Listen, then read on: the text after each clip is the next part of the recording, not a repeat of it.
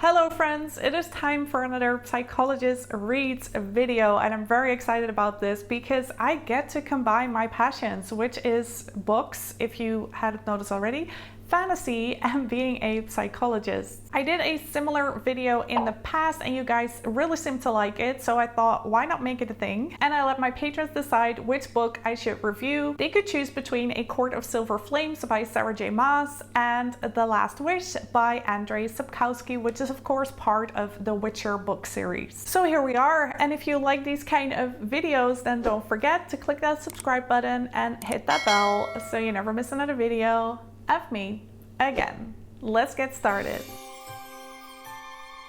In case you're wondering, I've been a psychologist for a little bit over 8 years now, and I'm actually doing a post-grad to become a healthcare psychologist, which is a specialization in my country. So you can safely say that I know a thing or two about psychology. The Last Wish by Andrzej Sapkowski. You can tell I made some notes, so I've actually read the book 3 times. First time was the audiobook. Second time I just read it as a fantasy reader, and the third time I read it as a psychologist. And don't worry if you haven't read the book, because the first season on Netflix is mostly based on this book, so if you've either watched the show or read the books, you can join this discussion. And of course, this is an in-depth book review, so this video will contain spoilers. Also, can we just appreciate this gorgeous edition? I mean, I bought this from Illumicrate and I just love it. It has black sprayed edges. I mean, look at that. Before I give you guys a brief summary of The Last Wish so that we all know what we're talking about, I want to say thank you to my patrons. You are such a big help, and if you feel like it is something for you, then definitely come join us. Head over to patreon.com, type in my name, Leanda Brooks, or click on the link in my description. The Last Wish was published in 1993 and it takes place before the Witcher trilogy. Together with The Sword of Destiny, these are a collection of short stories in which we follow Geralt of Rivia, a traveling monster slayer for hire. It starts off with an event in the present, a frame story if you will, in which Geralt reflects back on his adventures, and those are the short stories. It has mythology and magical creatures in a high fantasy world. It definitely has a dark vibe to it, but there's also room for lightheartedness, and there's a big emphasis on character growth and dialogues. So a dual timeline, the present and the past. The present is called the Voice of Reason in this book, and the past is divided into 6 short stories. What's really fun is that some of them are loosely based on fairy tales. And I'm gonna read this to you guys from my notes.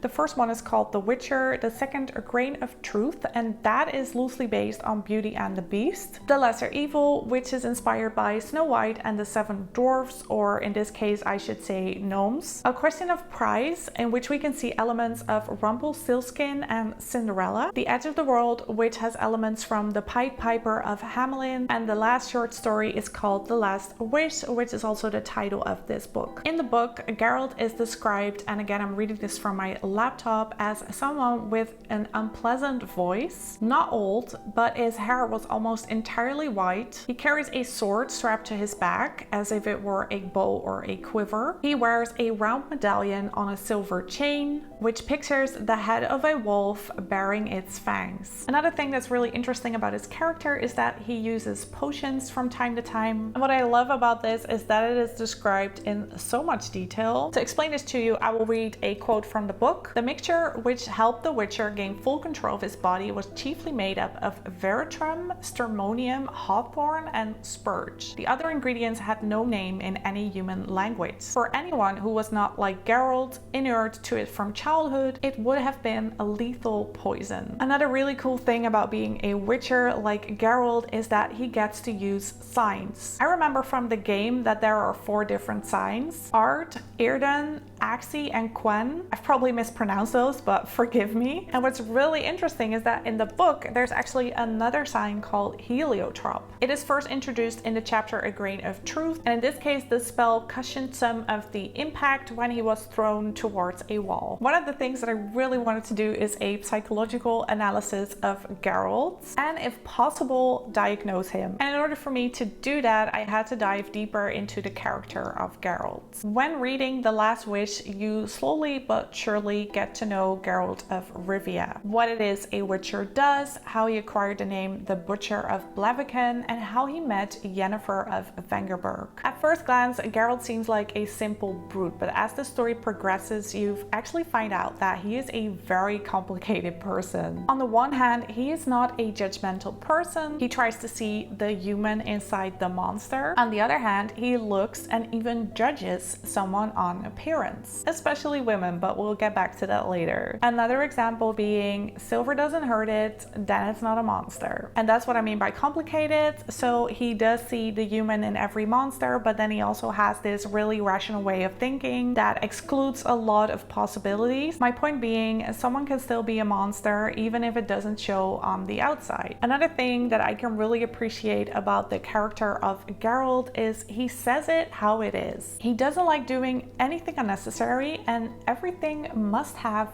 a reason. In almost all of these short stories, he comes across as cold and blunt, but he also demonstrates humor, loyalty, and a certain amount of emotional intelligence. And to demonstrate this to you guys, I'm gonna quote Geralt. Evil is evil, lesser, greater, middling, it's all the same. Proportions are negotiated, boundaries blurred. I am not a pious hermit. I haven't done only good in my life. But if I'm to choose between one evil and another, then I prefer not to choose at all. This is something that should define a Witcher, because Witchers are supposed to remain neutral. And Geralt really tries, but somehow he always ends up making a decision for either one side or the other, and that choice comes with consequences. And I think that is because Geralt has the ability to empathize with others and form relationship with other people. And once he's taken a liking to you, and even if he intends to kill you because, you know, a job is a job, rational thinking, he tries to do it honorably. When it comes to feelings, Geralt tends to show them through actions, or should I say lack of it. And for this, I'm gonna read you another quote from the book. This is a farewell with Filavendrel, the elf, in the chapter The Edge of the World. You are right, words aren't necessary, they won't change anything.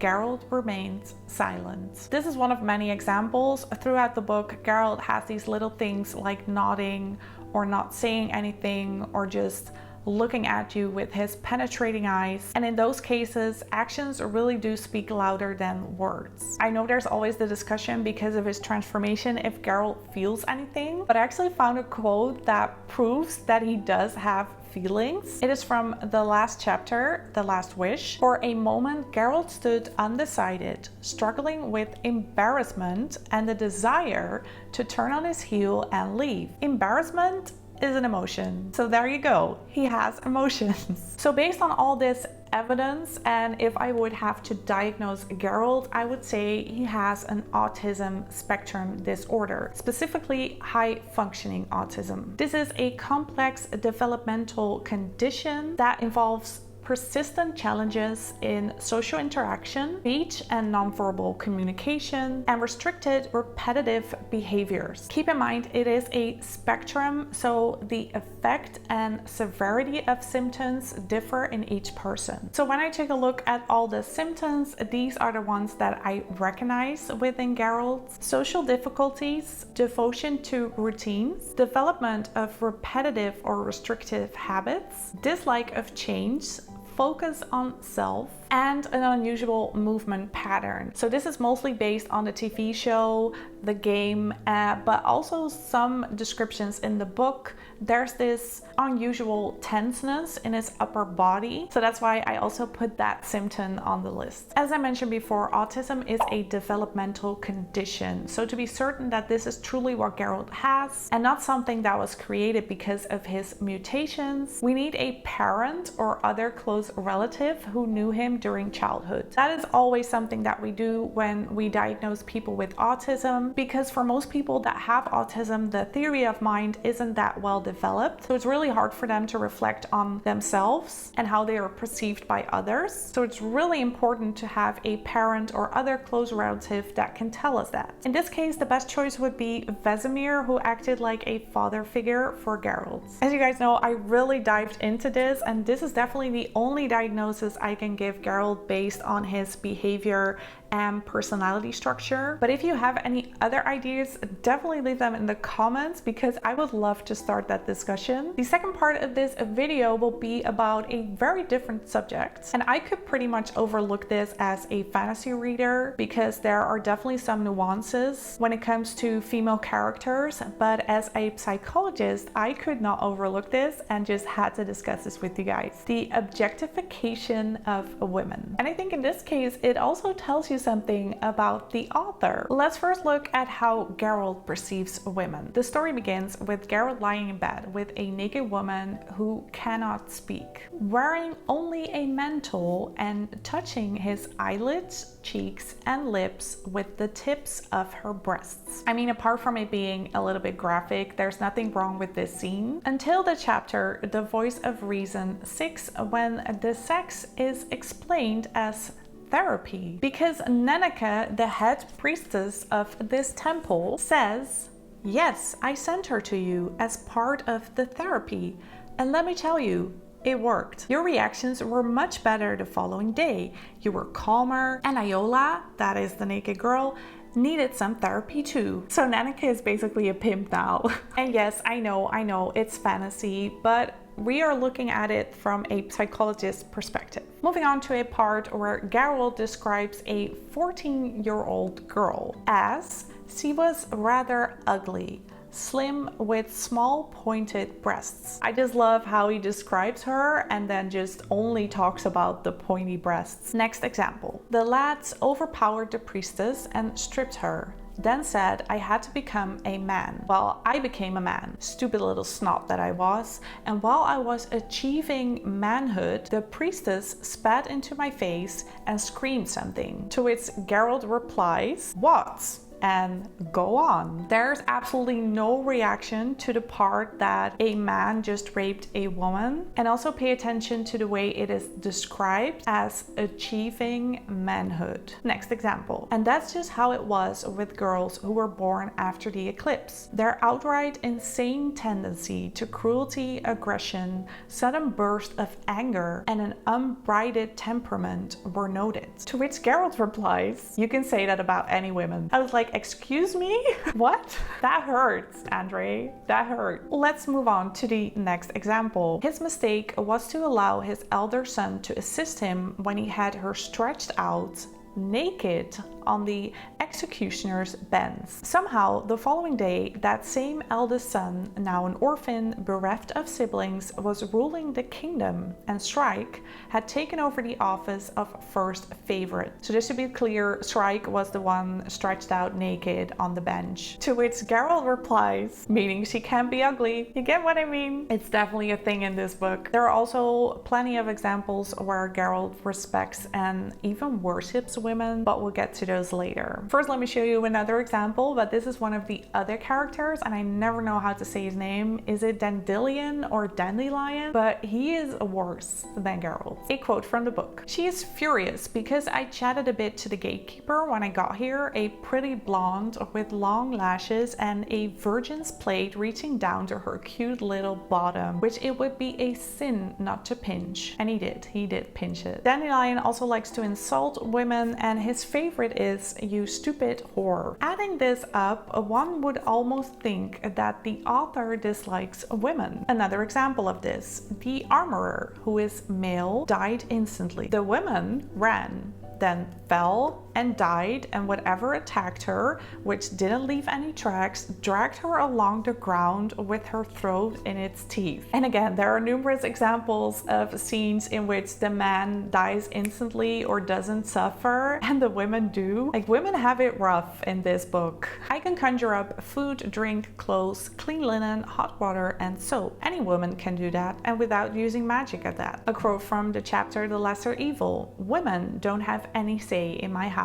A quote from the chapter A Question of Price, recalling battles and making rude jokes about womenfolk. And again, you can draw your own conclusions based on these quotes. I also read about people saying that there are a lot of naked women in this book. I mean, there's a total of 3 naked women in the book, but there's a completely naked man as well. And that one can be found on page 224 in a scene where Geralt first meets Yennefer. Just wanted to put that out there. There's a naked man in the book. Is there a focus on breasts? Yes, there is. If I would have to guess, I think that Andrzej Sapkowski's favorite part of a woman is her breasts. These next few quotes are from a part where Geralt and Yennefer are kind of in this fight. The sudden move split her dress at the armpit, revealing a shapely breast. And a few sentences later, when Geralt and Yennefer are actually fighting, Geralt does the following. Geralt grabbed her by the hands and, to avoid being hit by her forehead, thrust his face into the sorceress' cleavage, which smelled of lilac, gooseberries, and oysters. I mean, that must have been a good experience. But the women also strike back in this book, and that is where the nuance comes in, because I feel like that part should also be mentioned. This is a quote from Yennefer. For thinking that you could stand face to face with Yennefer of Vengerberg and believe her to be full of self-admiration and arrogance, a calculating witch, while staring at her soapy tits. Again, there's a reference to breasts, but hey, she's standing up for herself. Another quote from Yennefer. To put it simply, you stated that a self-respecting man shouldn't ever call a professional harlot a whore because it's base and repugnant. While using the word whore to describe a woman one has never knocked off or paid any money for doing so is childish and punishable. I mean, women are still described as whores, but although there's a fair amount of objectifying women, it didn't bother me as much as I thought it would, because it's part of some of the characters and their dialogues. I mean, look at Dandelion or Dandelion, and fits in this fantasy world that is mostly dominated by men. I think we should also take into account that this story was published in 1993, so written before that, different times. And yes, there are also women in this book that have high positions, like the queen and the high priestess. What did bother me about that as a psychologist was that women were either strong and respectable or weak and insignificant. And most of the times, strength equals beauty. The exception being Nenneke, the head priestess. And that was everything I wanted to talk about from a psychologist's perspective. Let me just end this video by saying that I absolutely adore The Witcher. I adore Andrzej Sapkowski's writing style. I think he is a brilliant fantasy writer. And as a booktuber, I actually gave this book 5 stars. If I could have given it more, I would have, because I enjoyed this book so much. I hope this video gave you some new insights into The Witcher, and definitely leave me a comment if you want to join in on the discussion. I hope you enjoyed this video. If you did, then please give it a thumbs up. Thank you so much for watching, and let's stay in touch.